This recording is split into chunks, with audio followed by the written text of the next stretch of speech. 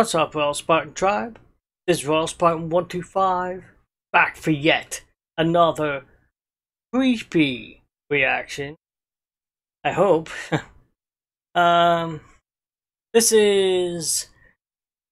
If you have a bell ringing in this forest... Sorry. If you hear a bell ringing in this forest, run. Yeah, okay. I've been through, like, I haven't been in many forests, but there are castle grounds next to where I live. They're now like a public council park thing, and it can be pretty creepy when you're there on your own, you know? I used to take the dog down there every day, and sometimes the place was nearly deserted, and it's just me and the dog, and it could be kind of creepy, you know? Yeah. Alright. I'm looking forward to this one. I've seen a couple of... This is by is it MrBallen? And I've seen a couple of his videos in the past. And, you know, I always meant to do a reaction to his stuff, but I just forgot. And then I seen one. I was looking for creepy stuff, and I thought, oh, okay, yeah, I'll give this one a try. So here we are. And let's jump in. Today marks the beginning of our annual scare-a-thon, where for the entire month of October, all I do is tell you true, scary campfire stories. But before we get into today's story, if you're a fan of the strange, dark, and mysterious delivered in story format, then you've come to the right place because that's all we do, and we upload 2 or 3 times every week. So if that's of interest to you, please offer to sing at the like button's wedding for free, and then when it's time for their first dance, sing a rendition of Du Hast by Rammstein in an Australian accent. Also, please subscribe to our channel and turn on all notifications so you don't miss any of our weekly uploads. All right, let's get into today's story.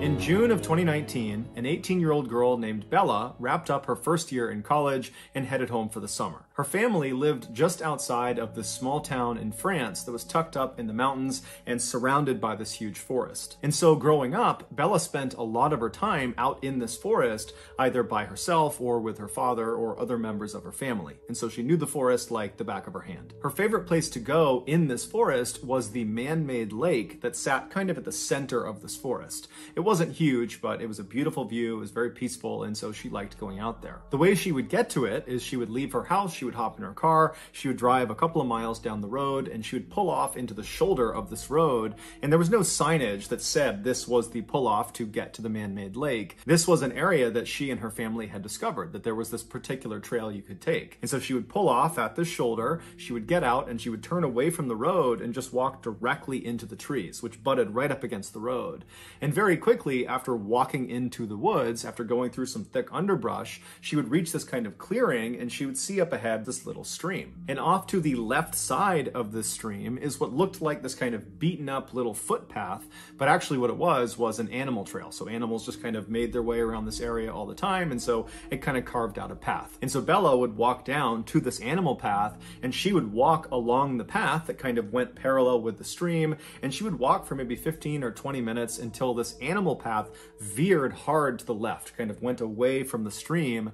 At that point, Bella would abandon the animal path and just continue walking along this stream, both stepping in the stream on some rocks and standing on either side when she could. And she would follow this stream due north, just going straight into the heart of this forest for about an hour, walking at a fairly leisurely pace until the stream connected with this east to west running river. And at this point, Bella would turn left, facing west, and she would follow along this riverbank about 20 minutes until the river fed into the man-made lake. And so she would stay at this lake, sitting on a rock, enjoy the view, and look at the animals, and listen to nature all around her. And then at some point, she would turn around and retrace her steps all the way back to her car. For reference, one leg of this journey from car to lake, or from lake to car, took about 2 hours. Part of the reason Bella really enjoyed being in these woods and being at this lake was because it just kind of felt like they were hers. Because up until this summer in 2019, the only other people that Bella had ever seen anywhere in this forest or near this lake were other members of her family, so it really felt very private. So in June of that year, Bella comes home from college, and almost immediately she wants to go out to the man-made lake because she hasn't been in months. She's been in school, and so she's eager to get back to some place that she kind of considered to be her happy place. So one morning she gets up early, and by herself she leaves her house, she hops in her car, she drives the couple miles down the road, she pulls off onto that shoulder, she parks her car, she hops out, she turns away from the road, she walks into the forest, she finds the stream and starts walking along that animal path right to the side of the stream. She walks for a few minutes until she reaches the point where the trail kind of cuts to the left, and she just stays on the stream and is just continuing walking along the stream. And about 30 minutes later, when she was maybe 1 or 2 miles short of the east-west running river, she hears a bell somewhere off in the distance, way out in front of her, out towards the river. It sounds just like a chime, a single chime. And as soon as she hears it, she stops because there's never any people out here ever, and that bell sound came from somewhere in the forest. And so she stops because she's not really sure if she actually heard that, because it could have just been her mind playing tricks on her or something. And so she stops and just kind of listens for a second, and then she starts to hear this bell just continuously start ringing.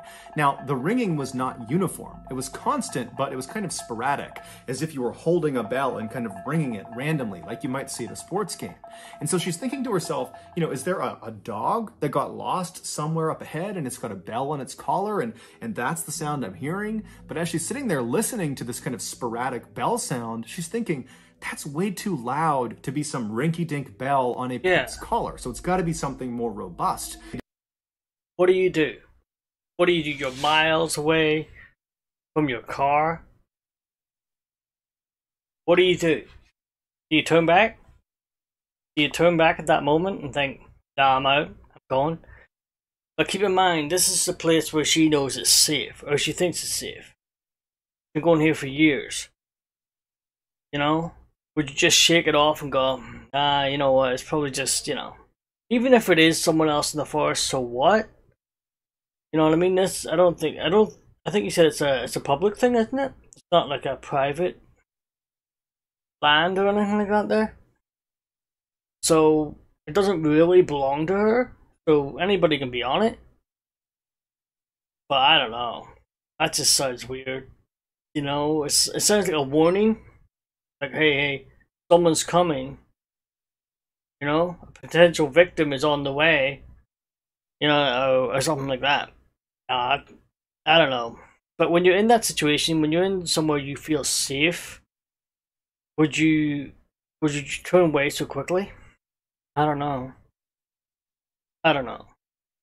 On its collar, and that's the sound I'm hearing. But as she's sitting there listening to this kind of sporadic bell sound, she's thinking, that's way too loud to be some rinky-dink bell on a pet's collar. So it's got to be something more robust. Did maybe somebody have a bell inside of a box, and that box got on the river and it's floated down river and it's like crashing into rocks or something? I mean, she's going through these very strange scenarios in her head, but she's not concerned about the bell. She's actually pretty intrigued, and since the sound of this bell seemed to be coming from the direction she was already traveling, she decided she would just keep on walking and hopefully see whatever it was that was causing this bell sound. And so Bella just began walking along the stream again, kind of listening to this bell and thinking about what it was going to be. And after about 5 minutes of her starting to walk again, the bell just stops. It goes totally silent. And when it does, it actually kind of startles Bella because she'd been listening to it so intently. And so she stops and she's listening, kind of expecting it to go off some more, but it doesn't. All she hears are the sounds of nature all around her. Now, Bella didn't have an explanation for what this bell was or why it stopped, but she really just wasn't that worried about it. She figured there was some sort of explanation for it. There had to be. And so she just kind of shrugged and kept on walking and put her focus back on getting to the lake. About 10 or 15 minutes later, Bella was still walking along the stream. She was still maybe a half mile or a mile short of the east to west running river when she sees up ahead on the left side of the stream as she's walking, there appears to be something laying on the ground that looks like it could be an animal or a rock. She doesn't really know what it is. And as she gets closer, she realizes it's a beaver laying on the ground, and this beaver is missing its head. Now, this is a huge forest, and Bella would have known that, you know, of course, there are wild animals all all over the place, and so finding the body of an animal that had been attacked by another animal was not unusual. That's nature. But what did strike Bella as odd was the cut on this beaver's neck was unbelievably neat and uniform, as if its head had been very carefully removed with a very sharp knife. And the beaver's head was nowhere to be found. It certainly did not have the appearance of having its head removed from some predator and its teeth. That would have been very rough. Also, the rest of the beaver's body was intact. So whatever killed this beaver was not interested in eating the beaver. Time to leave. It's time to leave. I don't care how well you know this place. I don't care how well you, how safe you feel there. You come across something like that, it could be just a hunter just killing a beaver and taking its head, fair enough. Would you risk it? Would you risk it? You've been away for a while. Somebody else could be using that place as their home or base. I don't know if it's worth the risk, to be honest. I don't know. Removed from some predator and its teeth. That would have been very rough. Also, the rest of the beaver's body was intact. So whatever killed this beaver was not interested in eating the beaver. As Bella stood over this beaver and was just staring at it, she also noted that there was no smell. Normally, when something dies, it begins to smell very quickly. It's part of the decomposition process. And so for there not to be a smell indicated to Bella that this beaver must have been killed fairly recently. Yes. And then when Bella kind of gently prodded the body with her foot, she realized the beaver's body was still fairly limp. So rigor mortis had not set in. Rigor mortis is another part of the decomposition process where the body kind of stiffens up, and that happens fairly soon after death. And so as Bella is realizing this beaver must have died very recently, it dawns on her that most likely whoever or whatever has killed this beaver is probably somewhere nearby. And Bella can't help but connect this dead beaver to that bell she was hearing earlier, which before meant nothing, but considering the bell was roughly coming from the same area where this beaver has now been found, it made her uneasy. And so Bella found herself whipping her head around, looking out into the trees. I think I know what that bell is now. I think somebody set a trap to catch an animal of some kind, and the beaver just happened to walk into it, and when it was trying to escape, it was setting off the bell to let whoever it was know that the trap had worked and it caught something, and the thing was trying to get away. So they had to come and take care of it, and maybe took the trap with them when they left. Yeah? I think that's what it was. Meant nothing, but considering the bell was roughly coming from the same area where this beaver has now been found, it made her uneasy. And so Bella found herself whipping her head around, looking out into the trees, seeing if, there's some person, a hunter or somebody that would kind of explain what was going on, but there was nothing. And so Bella felt herself starting to panic a little bit, but then she stopped herself and said, "Calm down, it's broad daylight. I have been coming to these woods for years and years. I've never seen another person. I've never encountered some predatory animal. I'm sure everything is perfectly fine. I got nothing to worry about." And so she stepped over the beaver and kept on walking. Bella would eventually reach the east-west running river. She would turn left and walk for 20 minutes alongside this river. She'd reach the man-made lake. She enjoyed the beautiful view and the scenery, and then at some point she turned around and began retracing her footsteps. She walked past the beaver on the ground all the way back to her car, and she went home. A week later, Bella was sitting around her house when she felt pretty bored and decided kind of abruptly that in order to cure her boredom, she would go back to the place she loved so much, the man-made lake. And so she told her parents where she was going, and then she left the house, hopped in her car, drove to the pull-off and parked and entered the woods at 6 p.m. Sunset that night was at 9 p.m. and so Bella knew this would need to be a fairly quick turnaround so she didn't get trapped in the woods in the dark. And so Bella finds the animal trail. She follows along the stream until the trail goes left and she stays on the stream. She continues walking on the stream when she starts to hear the distant sound of thunder. And so she looks up into the sky through the trees and she can see the sky is starting to get dark, but she's still a couple of hours away from sunset. And so between the thunder and the dark skies, she knows a storm is rolling in. But she is determined to get to that lake. And so instead of, turning around and saying, okay, I'll come back another time, she just starts jogging along the stream to get there as fast as she possibly can. And almost immediately as she's jogging, the raindrops start to fall. And by the time she passes the beaver corpse on the ground, it hadn't moved, the rain was really coming down, and then about 15 minutes after the corpse, when she hit the east-west running river, that's when the rain was at a full downpour. Still, Bella turned at the river and continued west towards the man-made lake as if she was going to go all the way, but only about a minute or two into this final leg. She still had about 20 minutes to get to the lake. She stops herself and she looks at her watch and she can see it's after 8 o'clock already. And she's thinking to herself, you know, if I turn around right now, it's going to take me over an hour to get back to my car. Sun sets at 9 p.m. It's after 8 p.m. now. So already I know I'm going to have to navigate this forest at night in the dark, even if it's just for a little bit at the end. And if I go all the way to the lake and then come all the way back to the car, I'm going to be in the forest after dark for quite a while, maybe up to an hour. And she's thinking, you know, I'm confident I can do that, but it's also pouring rain. I'm cold. If I get lost, this could turn into a very bad situation. Yes. And so she ultimately decides that even though she really wants to keep going, she needs to turn around. She needs to head back. And so she turns around and she walks back up alongside this east-west running river to where the stream fed into that river. She turns and begins walking south along this stream, headed back towards the car. On her walk, because the visibility was starting to get quite bad because it was so dark, she had her head down at the ground because she didn't want to trip. She's stepping on rocks, she's stepping on muddy areas. She wants to make sure her footing is solid. And so her head is down, the rain is pounding all around her, and she's walking for about 15 minutes when all of a sudden something hits her in the top of the head. And so reflexively, she looks up and kind of puts her hands in front of her face to protect herself, and she sees what she had just run into. It was the beaver corpse. It was hanging from a string that was dangling off a branch right above her. And this beaver's head had been retrieved, and the head had been stitched onto the front paws of this beaver.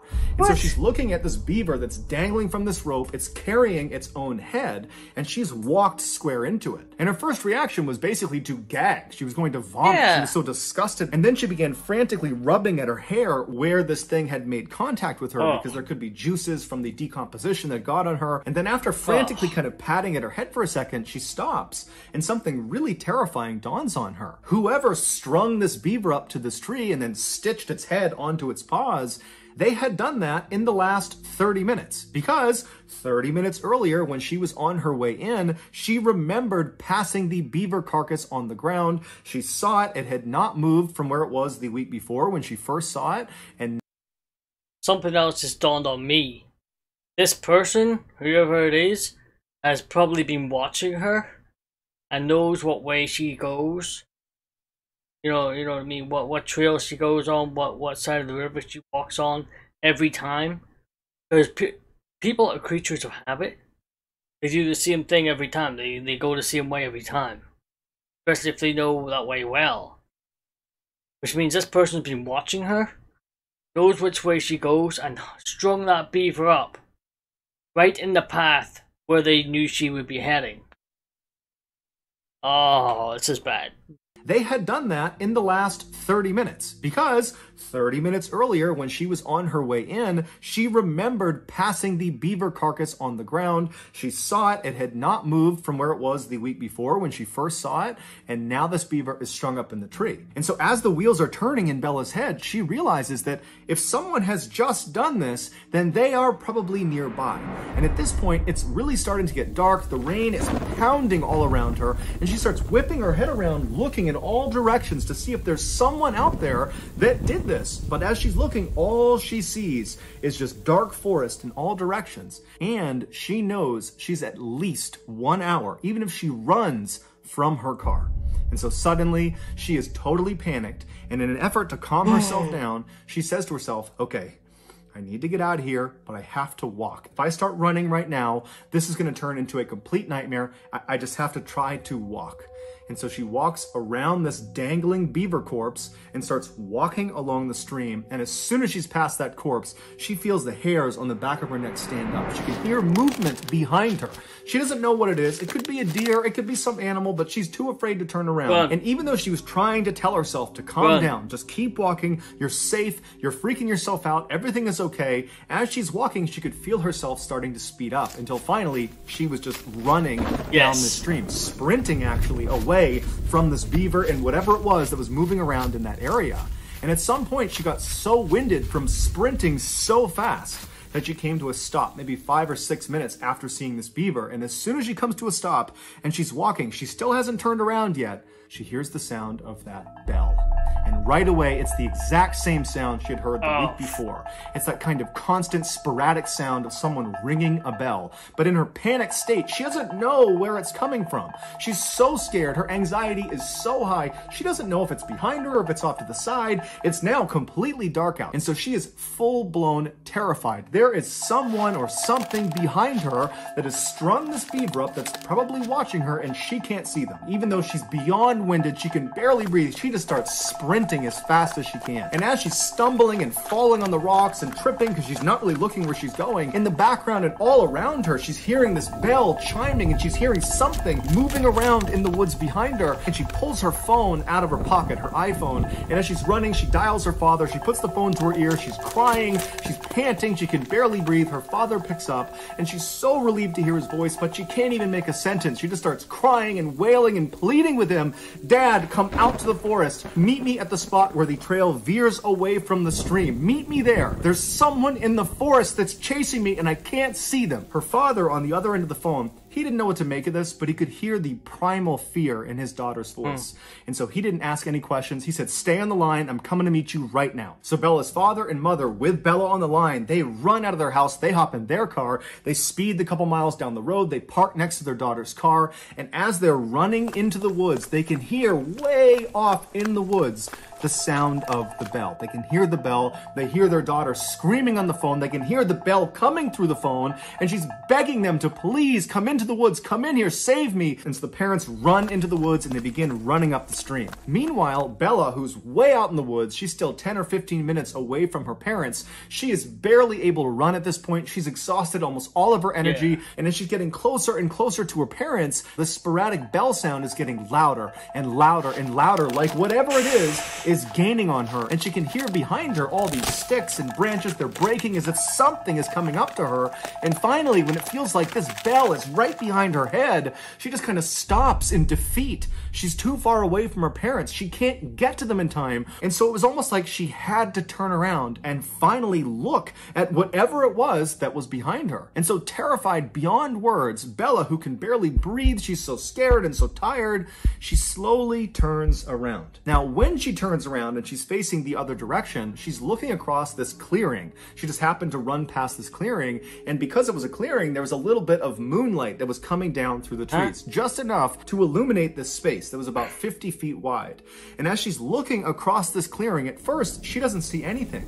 And then this tall, dark figure walks into the clearing, and as soon as it steps in, she can see it's got a bell at its waist. And with every step it took, it would violently ring the bell, causing the ringing sound. And so this thing starts moving into the clearing, and as Bella is staring at it, it was like time slowed down. She could not process what she was looking at. She didn't know what she was looking at. All she knew is whatever or whoever this is, they're coming straight at me. And so Bella suddenly got this unbelievable adrenaline rush. It was like her body went into autopilot to save her, and she turned around and began sprinting faster than she had ever sprinted in her life. And as she ran, all she could hear was the sound of that bell, which she now knew represented steps this thing was taking. And so the bell was getting faster and faster and louder, and she knew it was gaining on her. And she began lying and screaming out loud that, I'm on the phone with the police. They're right up ahead. They're going to be here any moment. But whatever it was that was behind her, they weren't fazed. They were just charging ahead, gaining on her second by second. Meanwhile, her parents had made it to the meeting spot, but her father, he felt like, I can't just sit here. And he just starts charging into the woods. He can hear his daughter screaming. He can hear this bell getting louder and louder. He just starts running towards it.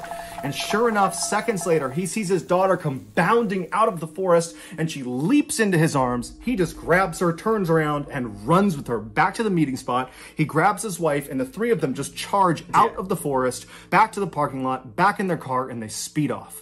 In the car, all of them are crying. They don't know what to make of what just happened. Bella's trying to describe it, but she can't.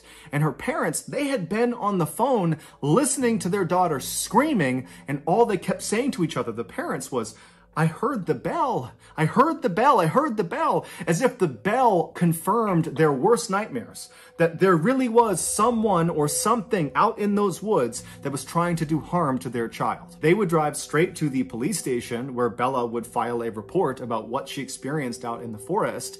And then afterwards, her parents, as a precaution, took her to the hospital where she was determined to be okay, besides some bumps and bruises from falling down. The following morning, the police went out to the forest, to the area where Bella had explained where she had been, and they searched all along that animal foot trail and all along the stream, but they never found any sign of this dark figure with the bell. Bella would tell police that she had a handbag, and as she was running back, she dropped the bag. She remembered where she dropped it along the stream, but when the police went to that area, the bag was gone. Also, the beaver was no longer there. It was not tied up to the tree, it was not on the ground, it was gone. The only thing police found that was out of the ordinary was they found a little ways off from the stream, basically along the path that Bella would have been running on, they found a t-shirt neatly folded, placed underneath a rock. But the police and Bella and her family have no idea what that signifies. Ultimately, the police told Bella and her family that more than likely what she ran into was some kind of mentally unstable person that was living out in the woods,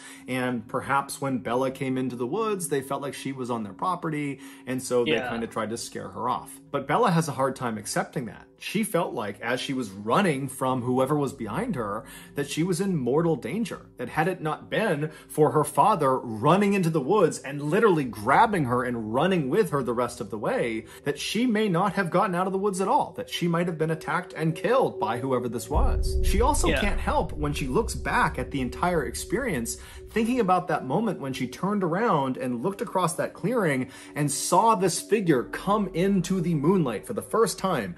That when it came into the moonlight, the way it was moving, the steps it was taking, they weren't normal, they were abnormal. There was just something off about this thing's movement, that it didn't seem like she was looking at a person, but rather some big animal. But regardless, since her ordeal, there have been no strange sightings out in those woods. However, almost no one ever goes in those woods except for Bella and her family, and Bella and her family, they don't go in those woods anymore. So whoever or whatever is out there is still just out there. So that's going to do it, guys. If you found the secret in today's episode, let us know in the comments section what it is and where you found it. And if you're the first person to do that, we'll pin you at the top of the comments section. Okay, that is the end of the video. Whoa. That was a hell of a good story. He was good at telling it. I enjoyed it. Wow. Whew. Wow, that was creepy as hell. Well, I hope you liked it, and I hope you liked the reaction. If you liked the video, go to MrBallen's channel. Don't forget to like that video if you find it, and subscribe to his channel if you like it. And maybe you want to do the same thing for my channel too. Okay, until next time, I am out of here.